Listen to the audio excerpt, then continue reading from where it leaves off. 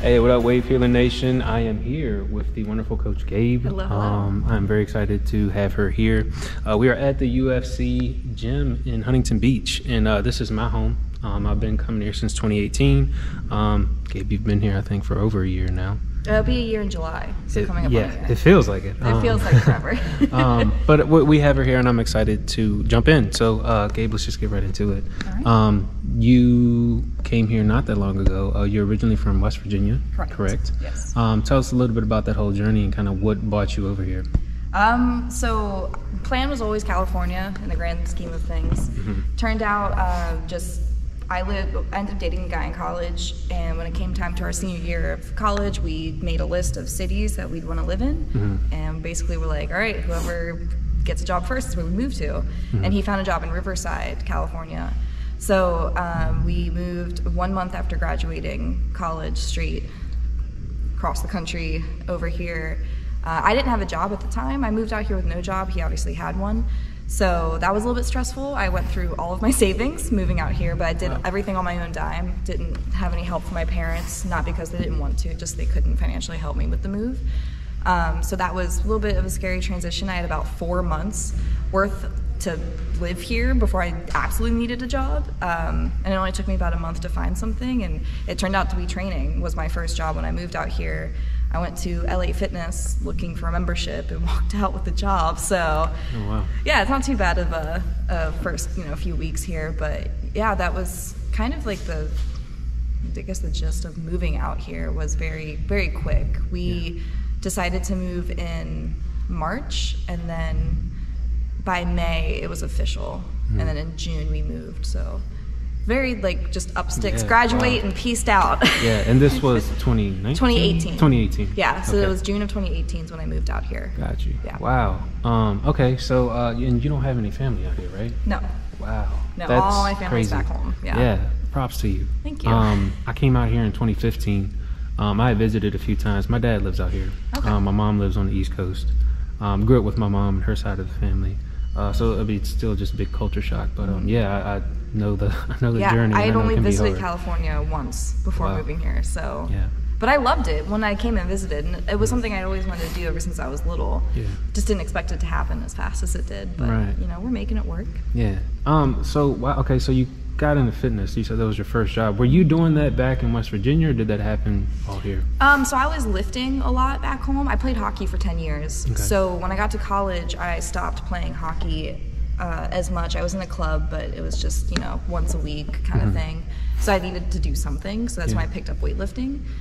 So I lifted all through college, and that's when I started my Instagram and started getting a little bit of a following, nothing huge, but that's when my passion for fitness started to really grow. Yeah. My degree's in graphic design. My schooling has nothing to do with it. It was just a passion thing, and I just can't sit still. I can't not do something. Yeah. So then when I moved out here and I was, at LA Fitness looking for just a gym membership, they were like, you look really fit. You seem to know what you're talking about. Would you be interested in becoming a trainer? And they paid for all of my certifications, all of that stuff was paid through them. So I had to go through all of that before I was officially hired, but yeah, they gave me the opportunity to expand my knowledge in that sense, and I got certified and then started working there. And I only worked there for about 6 months before I actually found a graphic design job, which I then found out that I don't like sitting in an office all day long, and really miss being with people and training and being active. I am not a stagnant person. I can't sit at a desk all day. So fitness kind of became the unexpected plan, I guess you could say. Yeah, no, absolutely. That's super cool. I kind of feel the same. I went to school for interior design and architecture. Oh, yeah. And I've been a sales rep for almost 10 years now. I'm kind of the same way. I can't sit still, so that's why I get to travel and I get to do fun stuff. Yeah. But anyway, wow. So you came over here. I found out, I just happened to stumble upon the fact that you're a Halloween and horror fan. I am. And I thought that was super cool. For all my listeners, my followers, they know I've been a scare actor here. I became obsessed with it. Were you into that as a kid, or did you get into that out here? Oh, I've been into that forever. Okay.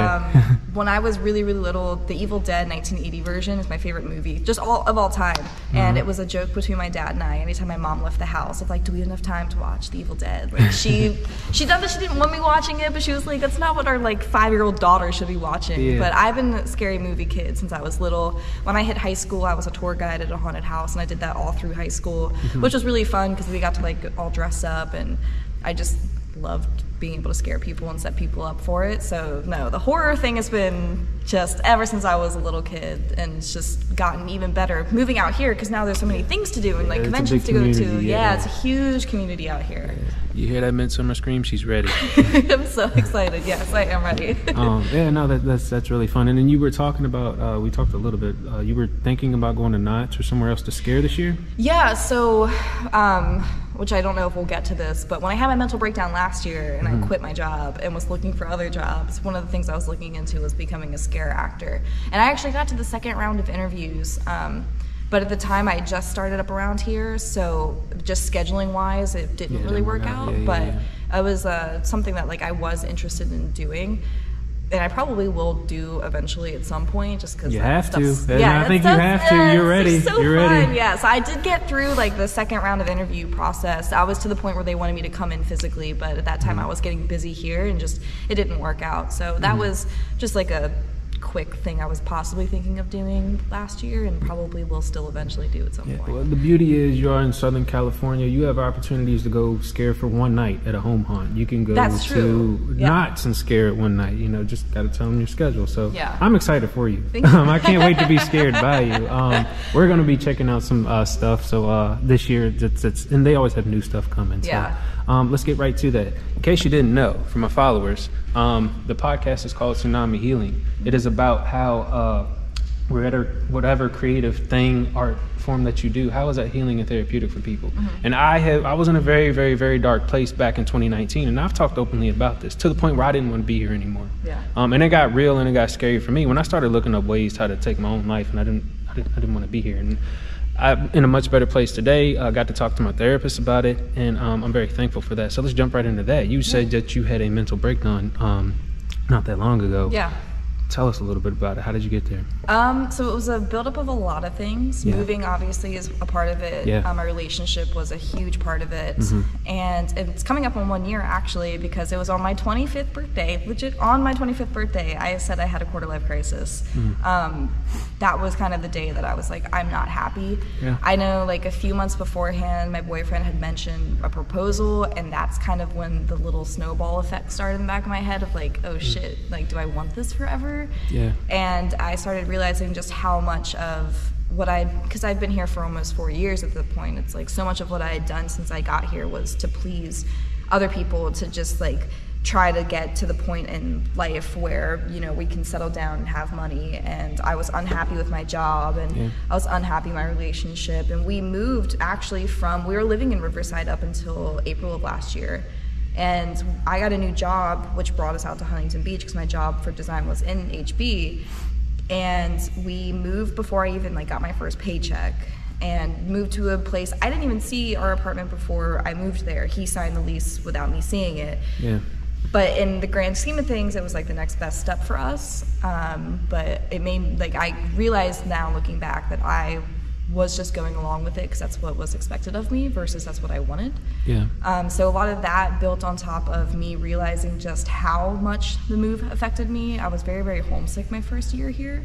And I thought it was just being homesick, but it turned out to actually put me into what the doctor called a functioning depression, where I was still going to work every day, still eating and drinking, but on autopilot. Just going through the motions, So it was on my birthday last year. I had just a bad weekend between my ex and I, and just sort of started thinking about like our relationship and like, am I happy with this? Like, he always said, like, after we moved out here to HB, he was like, this is where I plan on like settling down. And I was like, oh, we're like in the next parts of our relationship, and I don't even know if I like you still.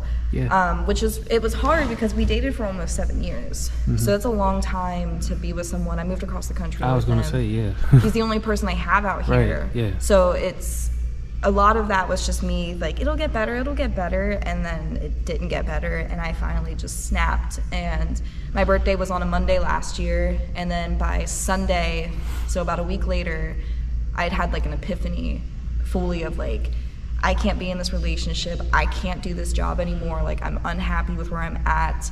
I quit my job that following Monday with no backup plan. Went home to West Virginia for about a week. I told my parents, I was like, I'm okay, but like I need to just be home for a little bit. Yeah. And then when I came back from that, I was like, I need to end my relationship, which took a few months because I don't want to talk poorly about him, but it turns out I was in a little bit of a mentally abusive relationship. Like he told me I didn't give him enough reasons to end a 7-year relationship when I first tried to break up with him. So that put a lot of doubt in my mind of like, well, am I the problem? Is he the problem? Who's the problem here? And which, like, we both were. Like, it's personal stuff I was going through. No matter who I was with, I would have gone through. And stuff between our relationship just was not healthy. But by September, it was like full, clean breakup between us.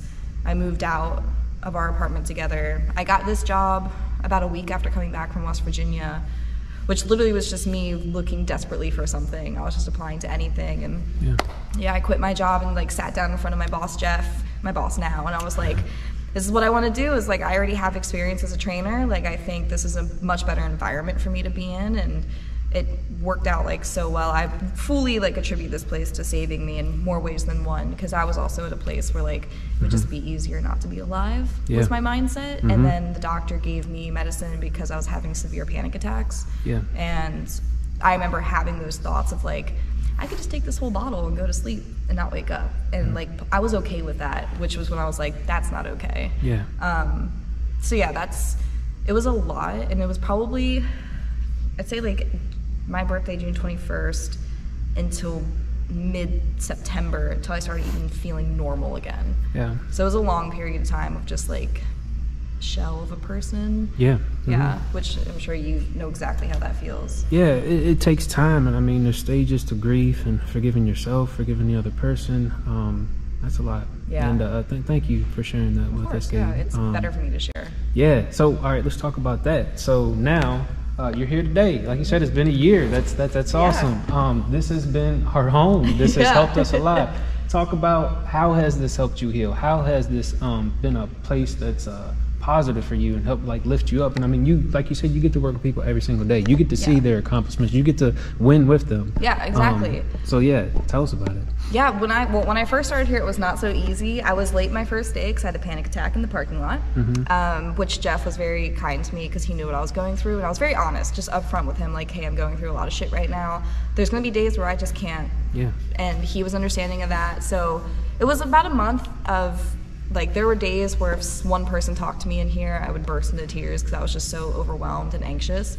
But as I started, and this one thing I said, like, I want to talk about it because it's healthy for me, because I noticed the more I started telling people, like, why I started there, what I had gone through the past month, you know, it was all still really fresh. I was still in the middle of it. But being able to tell people, there's so many people with, like, experiences here who've gone through much worse or similar things, and just being able to know, like, okay, like, I'm not alone. I'm alone technically because I left the one person I had out here, but like, I'm not alone in what I'm going through. And as time went on, like, when it came time for me to move out, there were members who were like, one more week and you're out of that place. Like, people were rooting for me in my situation to get better, which helped tremendously. And I started actually using fitness as a way to help just with my mental health and talking about that. And I've actually gotten some clients from that, not because they wanted to work with me because they like what I can do for them. They wanted to work with me because they also are going through something mentally, and they know, like, they struggle to come to the gym and they need someone to just be that support system of like, hey,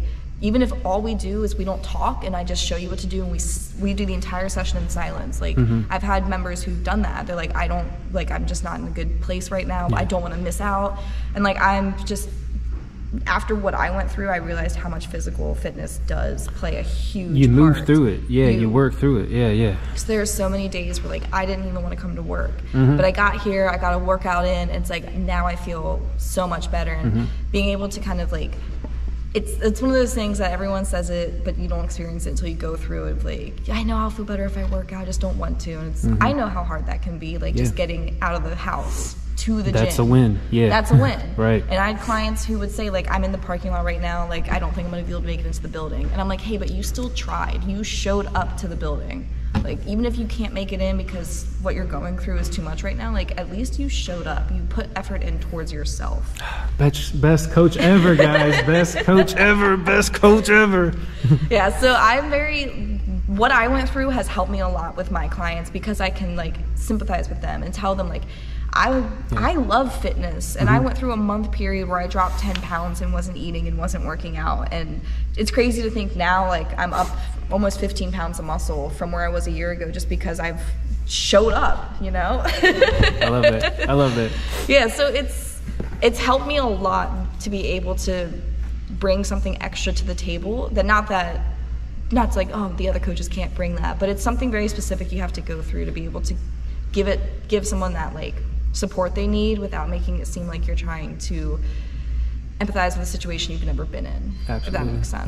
Yeah. No, I got it. And man, thank you for sharing that, Gabe. And we talked because I think everybody when they first start working here, they work at the recovery center downstairs. It seems like, and you were in there a lot, and I was in there a lot, and we just started talking, and I found out you were from West Virginia, and I was like, man, I meet so many people like from the East Coast that are from here, and like you just it's an instant connection. Yeah. You know the journey, you know all the crap you got to go through just to get your driver's license and find a place and like insurance. And the culture shock, and everything, like it's a it. lot. And that the fact that you're still out here after a year, I mean, that's awesome. I want to talk a little bit about some more fun stuff now. Okay.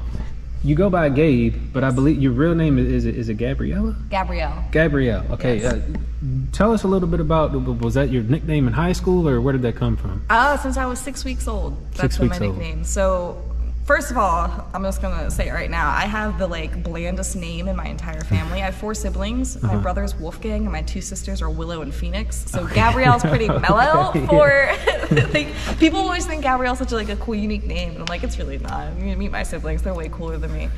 But whenever my parents picked that name out, my nickname was supposed to be Elle, because the last 4 is E-L-L-E. Yeah. My mom said, she's like, you were born, and we were kind of like, Elle doesn't really fit her.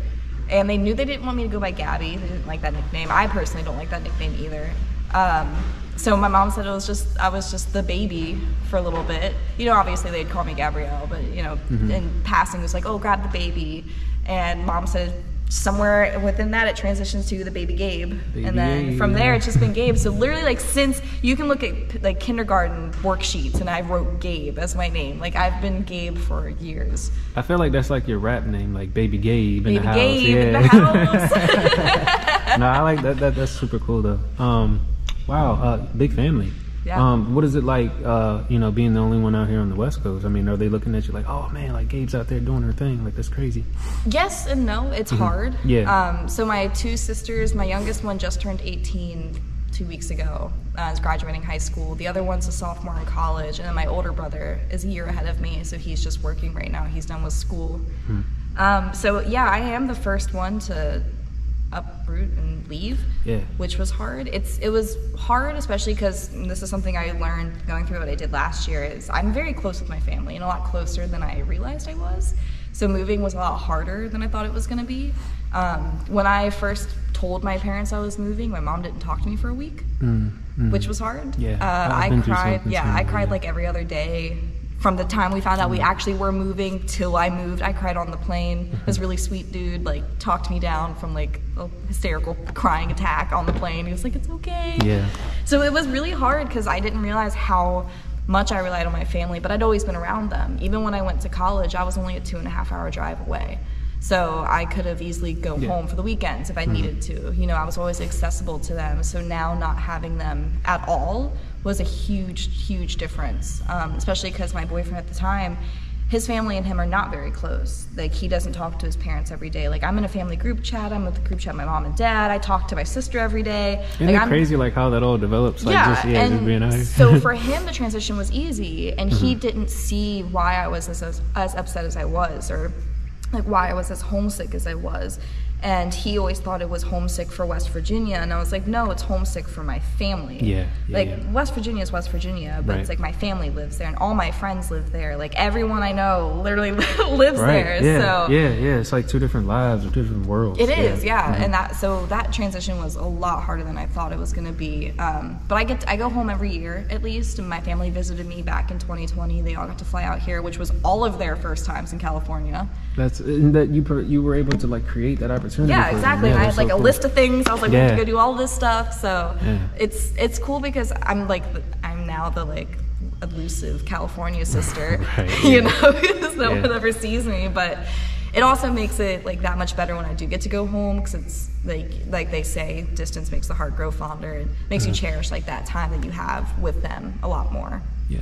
I could keep you here forever, but I love it. But we'll just a couple more questions. We'll get you out of here. Yeah, sure. Going back to it, what about fitness is healing, therapeutic, cathartic for you? Like, is it like you said, just getting up, no matter, you know, just putting your mind on one thing and getting it done? Is it the fact of, you know, prepping and planning, or is it seeing the results, or is it just kind of a combination of everything?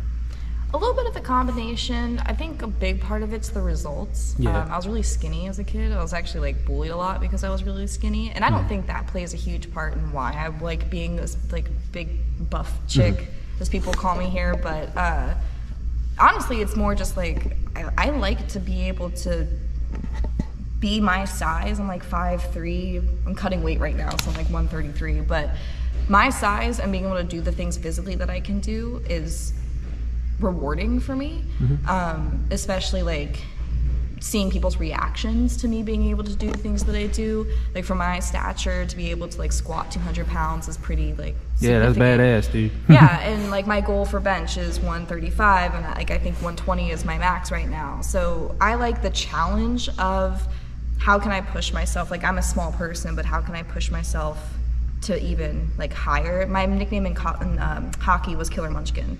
Like I've just got the Killer Munchkin's my mentality, you know. I started doing jiu-jitsu, and that's a whole other aspect of like the mental part, because there is a part in lifting where you get a little bit complacent and bored. It's a lot of the same movements, especially as someone like me going for strength. I do a lot of the same stuff every single week.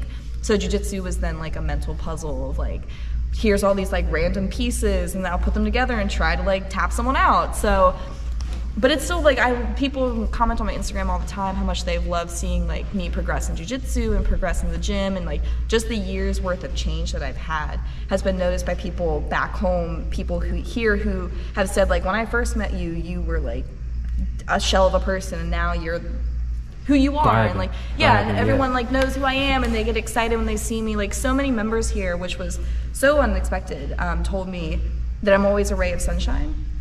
There's one member in particular, she always tells me, she's like, no matter how bad of a day I'm having, you always have a smile on your face. And there was a long time that I didn't think about, like, I was just trying to make it through the day. So to now know that people come to me for that, like, you're affecting people that way. Yeah, it's crazy. And I think that has helped me a lot with my own fitness, because now I'm like, not that people are relying on me, but it gives me more of a reason to want to come to the gym. Because like, I'm here all fucking day. It's like, I don't want to be here all day. I don't want to work out half the time. But there's some days I'm like, you know what? Whenever that woman and her 2 kids come in, and her kids always say hi to me, and then she's always so happy to see me, and I'm like, that right there is enough of a reason for me to keep like doing what I'm doing. And even the days that I don't want to do it, and I'll post about it, you know, like I'll post my lift and be like, this was a really bad lift for me today. I was really mentally not in it, but I showed up and I did it. I still moved. And the amount of like feedback I get from that is always way more than I ever expected to be. And so many people, I think now, are starting to realize how much fitness affects their mental health. And it's a consistency thing, and it's seeing, sometimes you just need to see someone else go through it to realize that you can do it. And I don't know. No, absolutely. Thank you for sharing that. And now I want to say that I find it crazy that like I will have like I just need like a day or 2 off, because I'll have like a shitty workout, or I just don't want to get up, or you know, I'm tired. I take those 2 days, I come back, I feel like I'm fucking Hulk, or like, you know, Wolverine or something. It's like, dude, I just needed a day of rest. Like I don't understand that. So it's crazy what a day of rest can do. I wanted to bring back this real quick, because you mentioned your Instagram, and I think I don't know, I just wanted to talk to you about this. So and I think there's more layers to it. We won't get too deep into it, but you go by Blonde Booty. Yes. Talk a little bit about that. Where'd that name come from? Because there's other things I want to talk to with some of the other coaches about that too. And I think a part of it, honestly, is the way girls are stereotyped and women are stereotyped. The what society has trained us to look at. I mean, for girls, it's legs, butt, boobs, right? And for guys, you got to have big arms, chest, abs, right? But I know that you guys like to have fun with that a little bit. So where did Blonde Booty come from? Is it Blonde Booty 21? Blonde Booty 21. So I was 21 when I made it. Okay. So it's 4 years told. All right, okay. No, I made that in college. So going into my senior year of college was when I really started getting like way more into fitness. Okay. And my boyfriend and I at the time were talking about it because I didn't even have Instagram. Like I'm really not a social media person. I don't care about what other people are doing. But he mentioned, he was like, I think you'd be really successful having a fitness account. And I was like, okay. So we were at dinner one day just brainstorming like funny names because I was like, if I made a fitness account, I don't want it to just be like my name or like Gabe's Fitness. I was like, I want it to be something like funny. And that's how we came up with like Blonde Booty. Gotcha. And now you're squatting 200 pounds. Yeah. But like the joke, because I know what I bring to the table. Like I do modeling as a side gig. Like I'm fully aware of what they want when I show up. Like I get it. Especially with my Instagram handle, there comes like a little bit of pushback on that of like some people are going to objectify me and see me just like that, which I totally understand, and that's just the unfortunate reality of being a woman. So it is what it is. But you know, here it's become much more of a joke. Like having that Instagram handle here is just hysterical because like I have women who come up to me and they're like, blondes and booty. You're Blonde Booty, right? Like, what's your actual name? That looks familiar. I've seen that before. Yeah. And I use it now just like as a marketing thing because I was really skinny growing up. When I hit college, I was 112 pounds. And like I said, I'm cutting weight right now, but I'm 133 right now. So I was significantly skinnier, and I have a lot of before and after photos on my Instagram showing the growth of my legs because like big booties are in right now. But also surgeries are in right now. So you can see like the difference between, I call it homegrown booties versus surgery booties. I like that. See, I call it natural. But see, homegrown. I like to say I'm homegrown. selling homegrown booties. Who wants one? There you go. So that kind of like the Instagram name was just sort of a joke at first, and it's really become part of like, I don't want to say like part of my identity. Obviously, there's more to it. It's a marketing tool. It's a good marketing tool because it's a funny name. Like it makes people, like my dad hates it, my mom hates it. I'm sure. Yeah. You know, it makes some people feel weird when they like type it in. They're like, "Oh, booty, really?" And I'm like, "Yeah," but you know, I don't see it as like a super sexualized thing, and obviously it's about me. But I'm also just. Maybe there's that girl out there that wants to get the booty, and you're gonna show them how to do squats, well, right? That's exactly, and like there's you're gonna show them the technique. There's girls who follow me for that content. They're like, maybe guys, like, I don't know. Yeah. You know what? Boys need booties too. Hey. So yeah, like that was just. It was honestly just a joke. We came up with it at dinner, and it's become a lot more popular than I realized, and I kind of love it. And I think I'm gonna stay with Blonde Booty. I like it. Thank you for sharing that. Last question. I ask this to all my guests.